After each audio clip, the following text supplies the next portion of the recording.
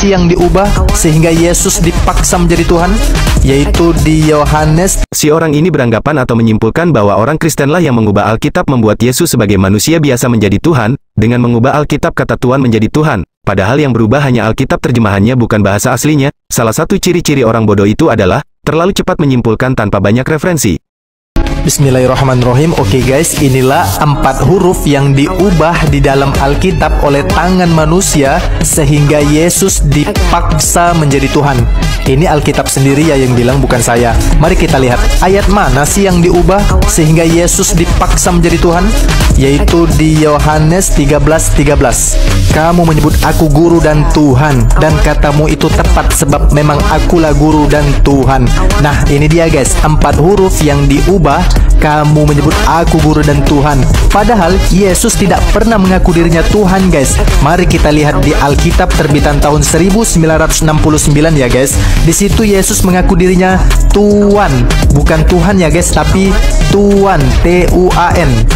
Oke guys, hati-hati ya guys, mulut kalian akan dituntut oleh Yesus atau Nabi Isa. Kekristenan banyak diserang orang non-Kristen menggunakan ayat ini, Yohanes 13 ayat 13, mereka beranggapan orang Kristen sudah mengubah kitab suci suka-suka dia.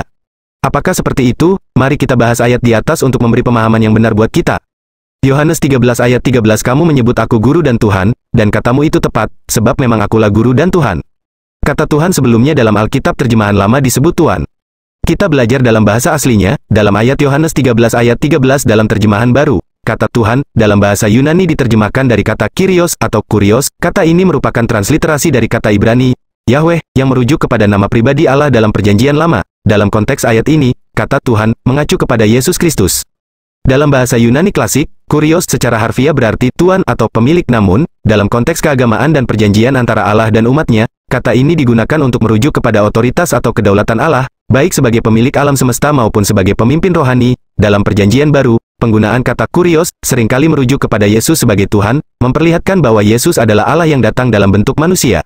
Dalam ayat ini, Yesus mengakui dirinya sebagai guru dan Tuhan. Penggunaan kata Tuhan di sini menunjukkan bahwa Yesus mengaku sebagai Allah dan memiliki otoritas yang tinggi dalam mengajar dan memimpin murid-muridnya. Pernyataan ini juga menunjukkan bahwa Yesus bukan hanya seorang guru manusia biasa, tetapi adalah Allah yang berinkarnasi untuk menyelamatkan umat manusia. Dalam konteks ayat ini, Yesus mengajarkan bahwa murid-muridnya dengan tepat memanggilnya Guru dan Tuhan, karena Yesus memang memiliki otoritas dan kedudukan yang layak untuk gelar tersebut.